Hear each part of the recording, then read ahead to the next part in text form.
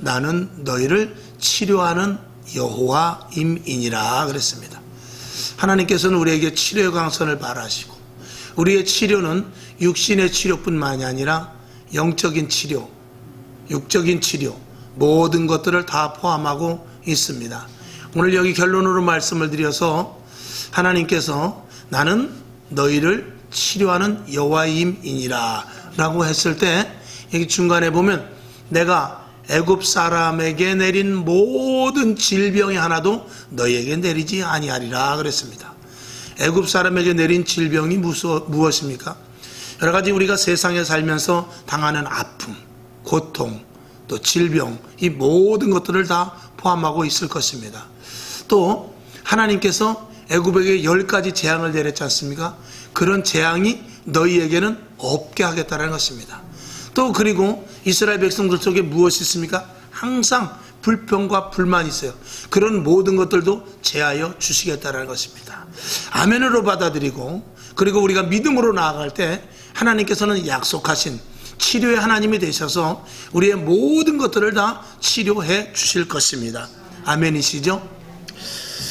우리가 신앙생활하는 데 있어서 여러 가지 어려움이 있습니다만 특별히 이 어려움, 여러 가지 어려움 가운데 한 가지 중요한 것은 무엇이냐면 우리가 예수를 믿음에도 불구하고 어떤 일들을 부닥쳤을 때 잘 해결되지 않는 부분이 있습니다. 그래서 예수를 믿으면 모든 것들이 다 쉽게 해결되고 아니 한 걸음 더 나아가서는 문제가 없어야 됐으면 더 좋겠는데 계속해서 문제가 생긴다는 것이죠.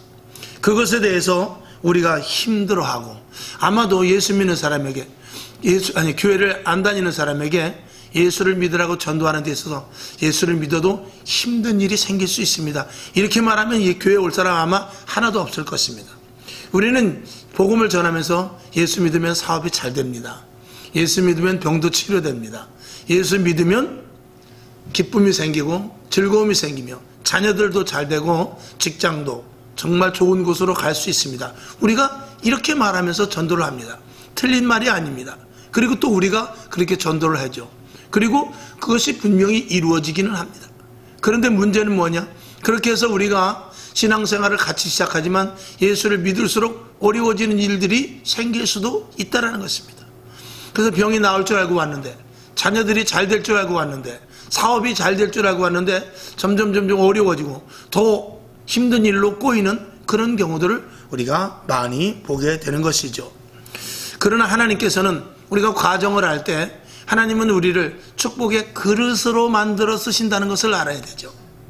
그러니까 더러운 그릇에다가 아무리 우리가 예를 들어서 자 우리가 밥 먹으러 갑시다 해놓고 그 대신 각자 자기가 그릇을 가져오십시오 라고 했다면 자기 그릇이 모래가 잔뜩 묻어 있든지 진흙이 잔뜩 묻어 있든지 하면 거기다 밥을 줄 수가 없습니다.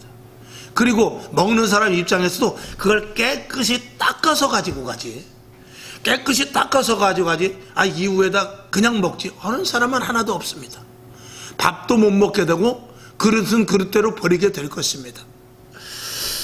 그래서 하나님의 복을 받기 위하여 하나님 안에 들어서 하나님이 약속한 그 은혜를 받기 위해서 믿는 자들에게 주시는 놀라운 축복이 이 성경 66권에 담겨져 있는데 그것을 다 받기 위해서는 하나님이 원하는 그릇, 하나님이 원하는 코스로 가야 되는 것, 이제 그것을 우리가 분명히 감당을 해야 되는 것이죠. 그런데 그것을 감당하는 데 있어서 이스라엘 백성들의 예를 보았을 때는 불평과 불만으로 가득하고 오히려 그들은 차라리 애굽으로 돌아가기를 원하는 것이죠. 우리가 예수를 믿다 보면 그런 사람들을 왕왕 보게 됩니다. 나는 너무 교회만 가면 머리가 아파서 교회만 가면 어려운 일이 더 생겨서 그래서 나는 교회를 다닐 수 없어 하고 의외로 교회를 다니지 않은 사람들이 많이 있습니다. 그 고비를 넘지 못하는 것이죠. 정말 여러분 오늘까지 이르기까지 하나님께서 우리가 고비를 넘게 하셨든지 아니면 그 고비가 없게 왔든지 간에 우리가 오늘 이 자리에 앉아 있는 것은 참으로 큰 축복인 줄로 믿습니다. 그런 고비와 어려움 가운데서도 그 이긴 사람이 성경에 여럿이 있는데 그 중에 제일 겁나는 코스를 겪은 사람 중에 하나가 누구냐? 바로 욥입니다. 여러분이 아시는 대로 욥은 얼마나 힘들고 어려운 일을 겪었습니까? 그럼에도 불구하고 욥은 그것을 이겼던 사람이다 라고 성경은 말하고 있죠. 자, 성경을 한번 볼까요? 그래서 욥기 1장 21절과 22절 두 절을 한번 우리가 보면서 깊이 한번 생각을 해보도록 합니다. 시작. 가로되 내가 모태에서 적신이 나와 싸운즉 또한 적신이 그리로 돌아가올지라도 주신 자도 여호와시요 취하신 자도 여호와시오니 여호와의 이름이 찬송을 받으실지니이다 하고 22절 이 모든 일에 욥이 범죄하지 아니하고 하나님을 향하여 어리석게 원망하지 아니하니라. 아멘. 욥은 자식이 죽는 데까지 이르는 어려움까지 당했습니다. 들과 밭에 있는 그 곡식이나 또 양떼 이런 것들이 약탈당하는 것은 말할 것도 없고, 그리고 그의 몸이 온몸이 그 악창으로 인하여서 정말 몸이 막 이루 말할 수 없을 정도로 하나님과 사탄의 그 약속 속에서 목숨만 생명만 건드리지 말라, 그리고 네가 한번 괴롭혀봐라, 그래도 내 사랑하는 백성 욥은 절대로 나를 배반하지 않을 것이다 하는 그런 어떤 나름대로 욥의 테스트 속에 들어감 속에서 욥이 이런 것들을 견디고 이겨낸 장면이 오늘 이 장면인 것이죠. 여러분에게 욥과 같은 어려움이 온다면 과연 교회를 떠나지 않고 하나님을 원망하지 않고 끝까지 견딜 수 있는 사람이 몇 명이 될까라고 생각해 볼 때 하나님은 왜 우리들에게 그런 어려움을 주는가라고 생각하기 전에 내가 이런 어려움과 그리고 답답함과 괴로움을 통해서 하나님께 영광 올리는 것이 첫 번째지만 두 번째는 마귀가 실패하는 모습을 내가 보리라 하는 그런 생각을 우리가 가질 수 있어야 되는 것이죠. 그래서 어떤 하나님께서 우리에게 주신 테스트를 통해서 첫 번째는 하나님께 영광이지만 두 번째는 마귀의 실패하는 모습, 마귀가 약올라하는 모습, 마귀가 지는 모습을 우리가 볼 수 있는 그런 통쾌함을 가질 수 있는 데까지 이르는 것이 우리의 진정한 신앙인 줄로 믿습니다. 저와 여러분은 시시각각으로 마귀의 시험이 옵니다. 시시각각으로 마귀가 우리를 넘어뜨리라고 하죠. 시시각각으로 하나님의 테스트 속에서 마귀가 우리를 이렇게 보고 있단 말입니다. 그런 일들 속에서 저와 여러분이 이겨 마귀가 약올라하는 것, 마귀가 실패하는 것, 마귀가 아이고 쟤는 테스트해봐야 되지도 않는구나 하면서 하나님이 영광 받으시는 일들을 저와 여러분 속에, 저와 여러분 생활 가운데 또 신앙생활 가운데 그런 일들이 많이 생길 수 있기를 주님의 이름으로 축원하는 것입니다. 이런 일들 누구나 다 당할 수 있는 일들이지만 우리는 이길 수 있다. 이것은 욥의 모습을 보면서 우리가 희망을 갖는 것이죠. 하나님은 사실은 무엇이든지 할 수 있는 분입니다. 그럼에도 불구하고 우리를 테스트한단 말이죠. 욥의 마지막 장면을 한번 볼까요? 욥기 42장 2절을 한번 보겠습니다. 시작. 주께서는 무소불능하시오며 무슨 경영이든지 못 이루실 것이 없는 줄 아오니. 아멘. 자, 1장을 우리가 봤는데 오늘 42장 마지막 장에 뭐라고 했냐? 욥은 이런 고백을 합니다. 주께서는 무소불능, 즉 하나님께서는 무엇이든지 하실 수 있는 분입니다라는 이 고백으로 마지막을 장식을 합니다. 저와 여러분, 우리에게 이 욥이 어떤 일을 당하든지 간에, 어떤 시험을 당하든지 간에, 어떤 괴로움을 당하든지 간에 하나님에 대한 고백은 뭐냐? 하나님은 무엇이든지 하실 수 있는 분이라는 고백으로 끝납니다. 저와 여러분도 마찬가지죠. 내가 테스트를 당하고 힘든과 어려움이 있다 할 때 그런 일들이 올 때 우리의 고백은 저 고백이 그대로 나와야 돼요. 하나님은 무엇이든지 하실 수 있는 분이다.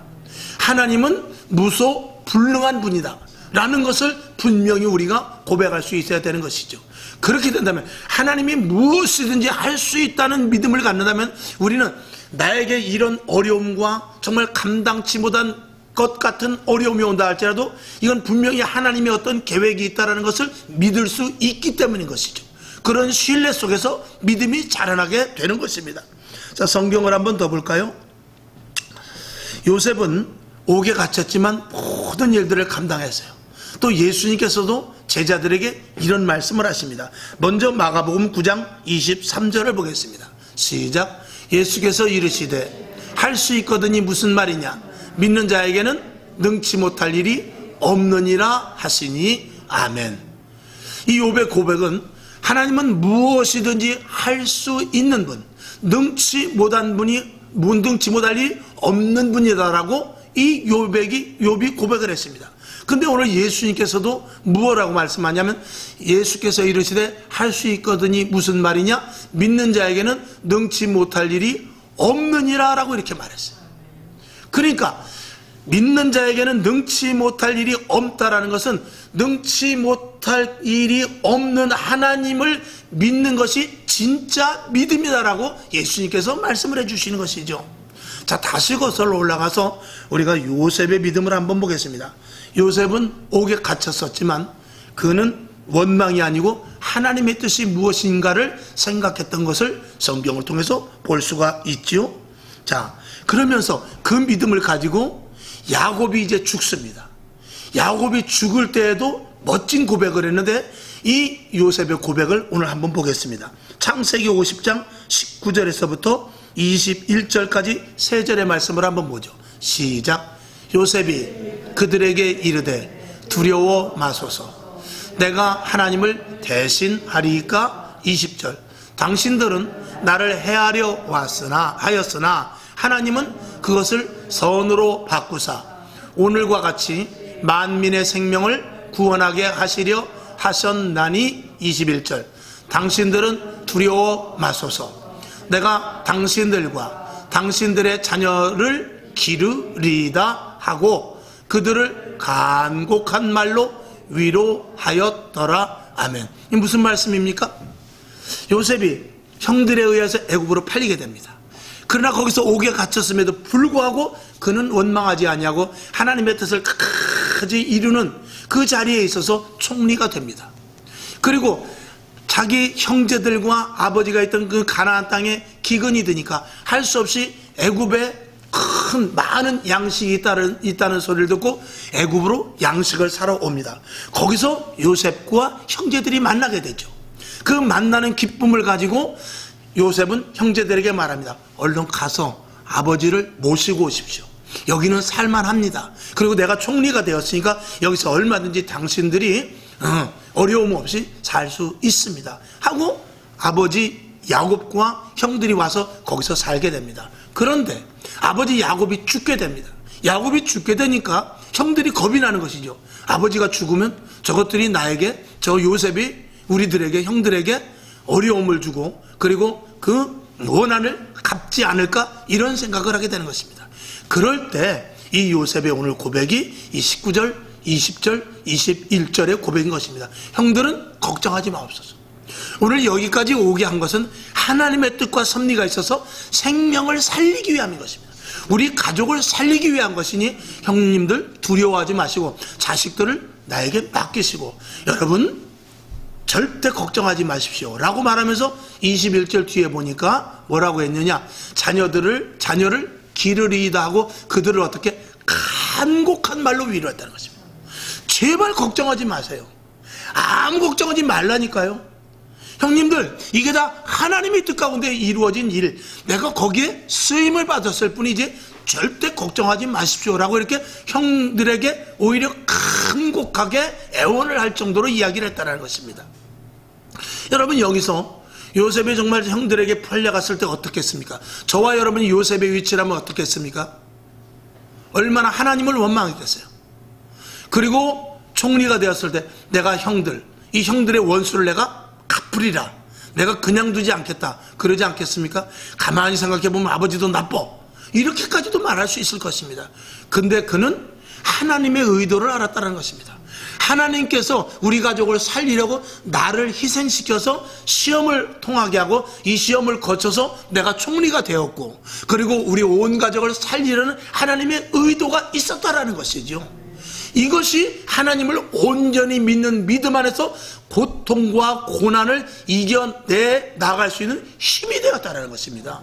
여러분, 이 요셉 그리고 이 욥을 통해서 저와 여러분은 이 믿음이 어떤 것인지를 분명히 알 수 있는 축복의 계기로 삼아야 되는 것이죠.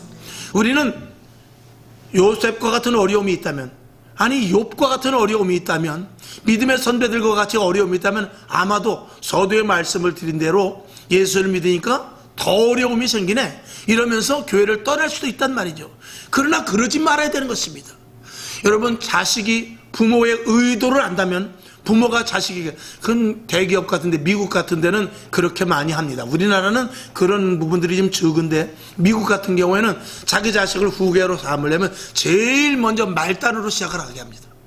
제일 먼저 말단으로 시작을 해서, 그리고 그 어려운 과정을 다 거쳐서 기름밥도 먹어보게 하고, 그 다음에 먼 지사에 파견을 해서 어려운 일도 당하게 해서 모든 과정을 겪어서, 그리고 그 기업의 후계자로 삼게 합니다.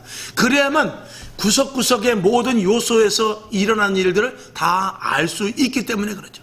근데 우리나라는 그렇지 않습니다. 그저 대학 경영학과를 나오면 바로 어디나 전문화, 아니면 최하 차장, 이렇게 상무, 이렇게 그냥 꽂아놓는 것이죠.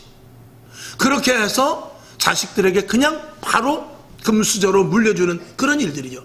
그래서 우리나라 사람들이 아주 대표적인 참 좋지 않은 것인데, 자녀들은 절대로 고생을 안 시키고, 자녀들에게는 내가 죽더라도, 내가 희생을 하더라도 자녀들은 내가 다 해주겠다는 이런 마음이 부모들에게 있기 때문에 자녀들이 망치는 결과를 우리가 많이 보게 됩니다.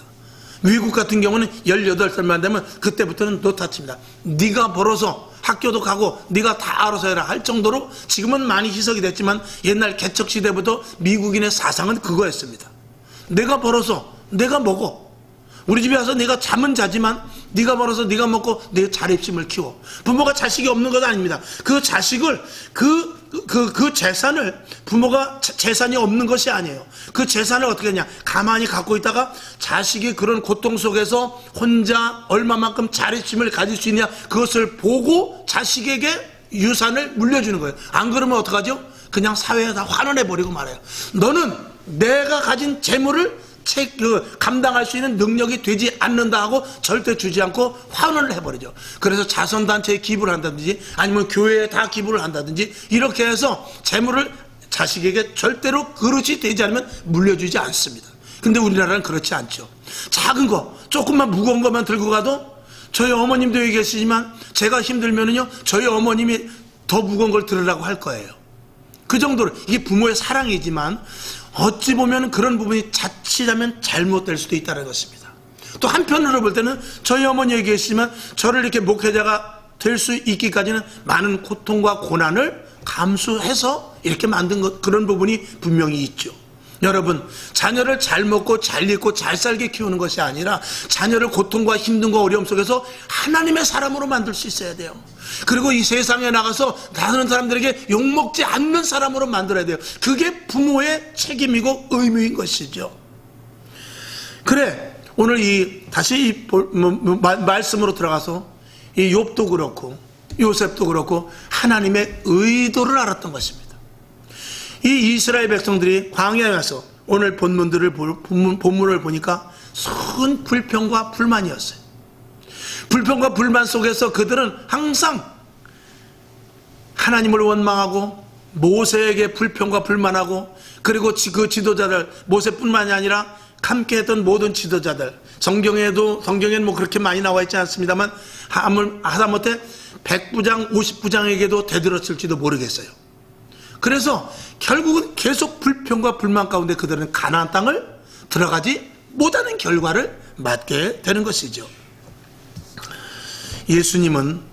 하나님은 오늘 우리들에게 무엇을 요구하느냐? 테스트를 견뎌라. 그리고 내가 너에게 주는 고통과 고난의 의미를 알아라라고 말씀을 하고 있는 것입니다. 자, 성경을 한번 보죠. 마가복음 4장 41절을 보겠습니다. 시작. 저희가 심히 두려워하여 서로 말하되 저가 뉘기에 바람과 바다라도 순종하는 것. 풍랑이 이렇습니다. 배가 깨지게 됐어요. 근데 풍랑을 예수님께서 잠잠케 하십니다. 그때 제자들이 하는 말이에요. 저가 뉘기에 바람과 바다라도 순종하는 것. 이건 예수님께서 내가 누군지를 알으라는 예수님의 의도였던 것입니다.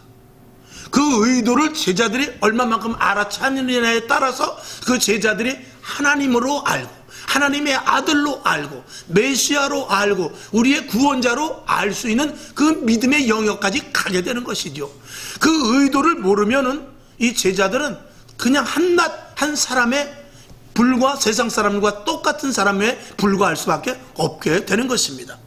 오늘 여러분 다시 오늘 본문으로 들어가서 광야에서 이스라엘 백성들은 오늘 어떤 경우냐, 본문 22절에 보니까 모세가 홍해에서 이스라엘을 인도함에 그들이 나와서 수르 광야에 들어가니 거기서 사흘 길을 행하였으나 물을 얻지 못했다 그랬습니다.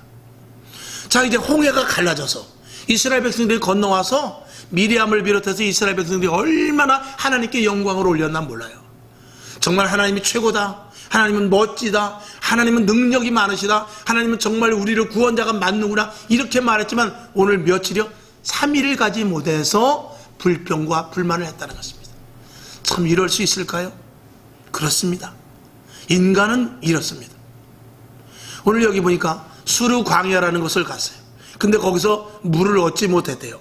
23절 보니까 마라까지 갔는데 거기는 마침 물이 있어요.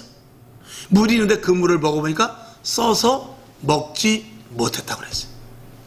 22절에 있는 대로 수르까지 갔는데 목이 마르단 말이죠. 물이 없단 말입니다.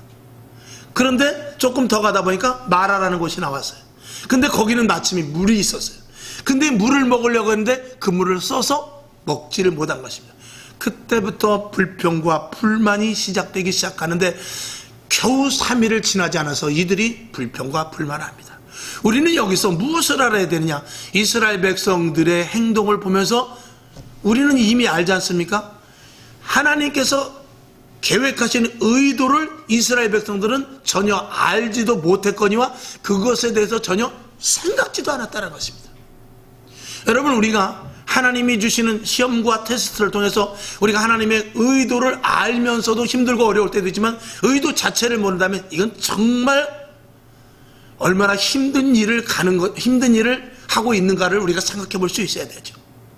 여러분, 이 이스라엘 백성들이 하나님의 의도를 제대로 알고 파악하고 그리고 끝까지 인내했더라면 그들은 다 가나안 땅을 들어갈 수가 있었을 것입니다. 그 뒤를 보니까 백성이 모세를 어떻게 해요? 원망했다고 그랬어요. 그러니까 할 수 없이 어떻게 했느냐, 25절에 보니까 모세가 여호와께 부르짖었더니 여호와께서 그에게 한 나무를 지시하시니 그가 물에 던짐에 물이 달아졌다고 그랬어요. 그러니까 이스라엘 백성들이 하도 원망을 하니까 하나님께서 한 나뭇가지를 물에 던졌어요. 그러니까 그 물이 쓴 물이 단물로 변화돼서, 물론 여기엔 중요한 의미가 있습니다만 그것보다도 우리가 마지막 27절을 보겠습니다. 그들이 엘림에 이르니 거기 물샘 12과 종려 70주가 있는지라 거기서 그들이 그 물 곁에 장막을 치니라 그랬습니다. 하나님은 물론 이 중간에 26절에 보면 여호와 치료의 하나님이 나옵니다. 나는 너희를 치료의 하나님이다. 저 마라의 쓴 물이 단물이 되듯이 너희들이 치료를 받을 것이다 하는 그런 의미를 거기서 주기는 합니다만 이스라엘 백성들은 그 의미를 전혀 알아듣지 못하는 것입니다. 자, 하나님께서 마라의 쓴물이 있었지만 이스라엘 백성들이 의도를 하고 이 쓴물은 먹지 못하겠구나 라고 조금만 더 갔더라면 어디가 나옵니까? 엘림이라는 곳이 나오는 거예요. 성경학자들은 마라에서 엘림까지 한 10km 정도 11km 정도 떨어진 거리라고 그래요. 그러면 10km 11km면 한 20리 정도 됩니다. 30리 정도 돼요. 그러면 여태까지 3일 길 걸어왔던 거 2-3시간만 더 걸어가면 돼요. 천천히 걸어도. 그러면 거기 가면 엘림이 있는데 엘림에 보니까 종려나무 70주가 있다고 그랬어요. 샘이 몇 개가 있었냐? 12이 있었다고 그래요. 거기 가면, 그러니까 지금으로 말하면 이제 오아시스죠. 그 오아시스에 가서 얼마든지 먹을 물을 충분히 마실 수 있었던 것입니다. 근데 그걸 참지 못하고 거기서 하나님의 의도하시지 않았던 일들이 일어나게 됩니다.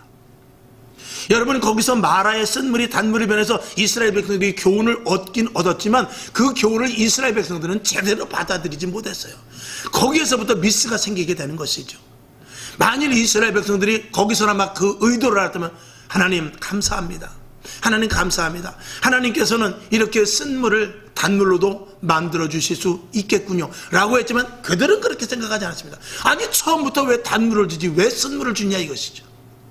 이스라엘 백성들은 홍해를 건너는 그 사건을 목격했지만 능하신 하나님, 권세의 하나님, 우리를 정말 사랑하시는 하나님, 우리를 끝까지 구속해 주실 하나님이라는 것을 그들은 잊어버렸다라는 것입니다.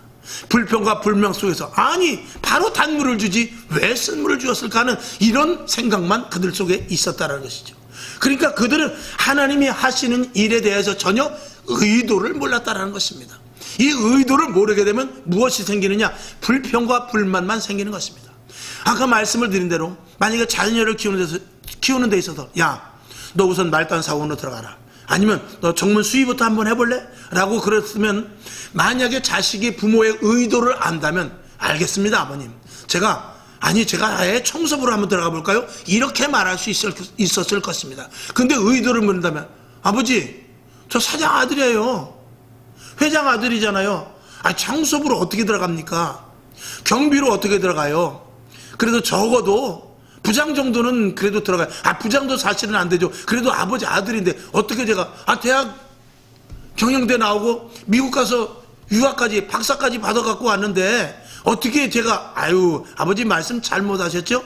이렇게 말할 것입니다. 그러나 아버지의 의도를 정말 알고 아버지가 어떤 사람이라는 것을 분명히 한다면 알겠습니다 아버님, 제가 그러면 거기 가서 그쪽 파악을 제가 한번 깨끗하게 한번 잘 해보겠습니다, 이렇게 말하지 않겠냐 이런 것이죠.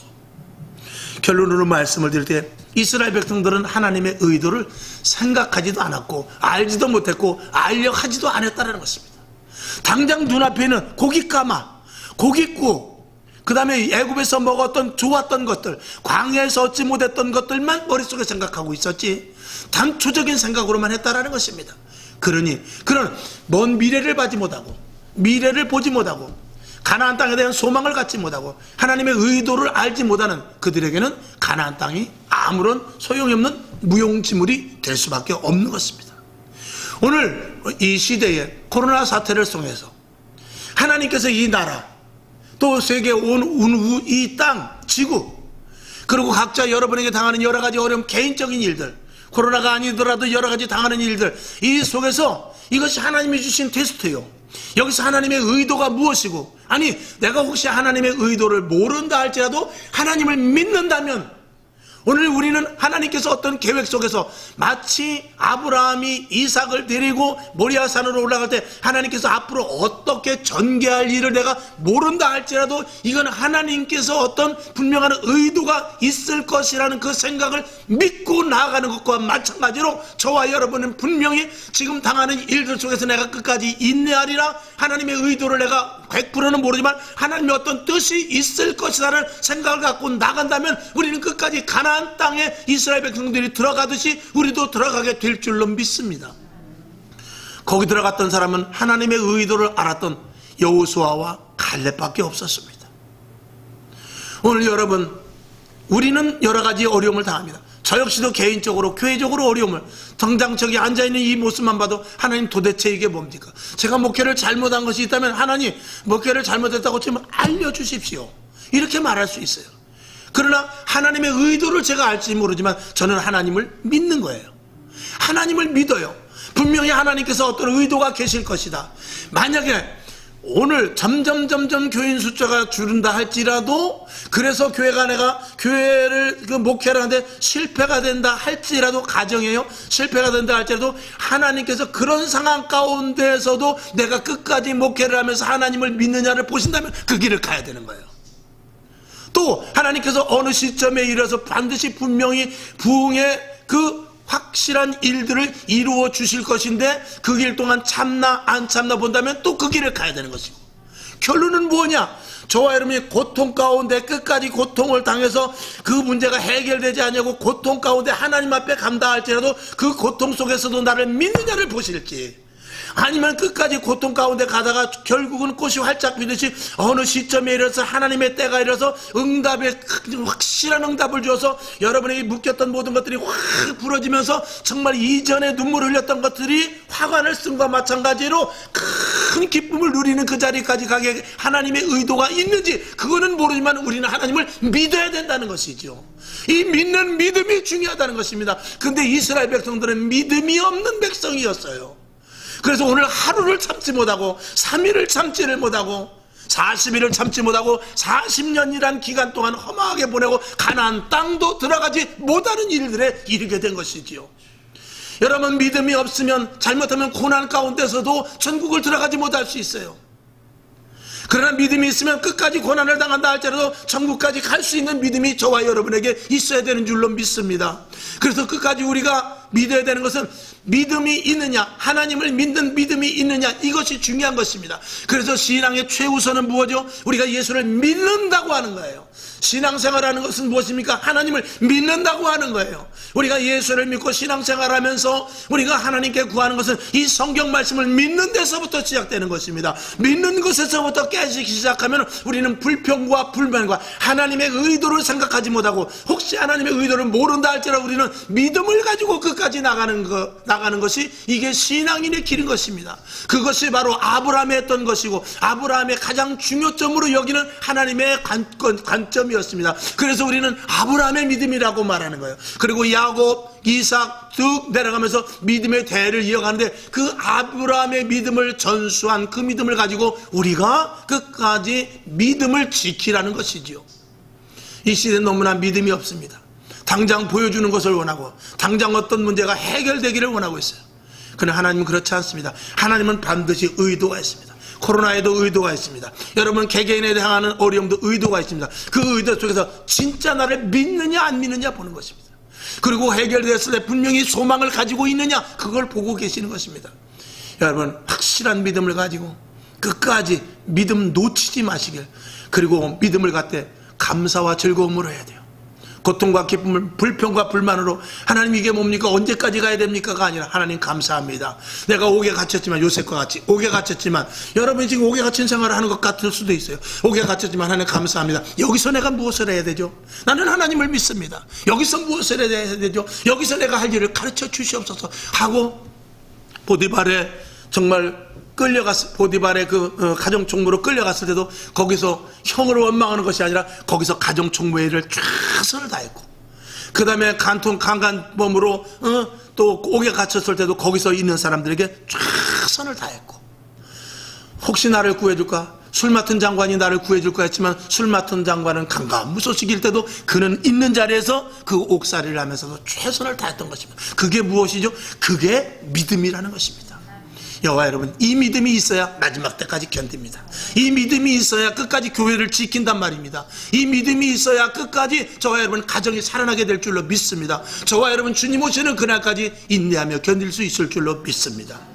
화평방송 구독, 좋아요 부탁드립니다. 감사합니다.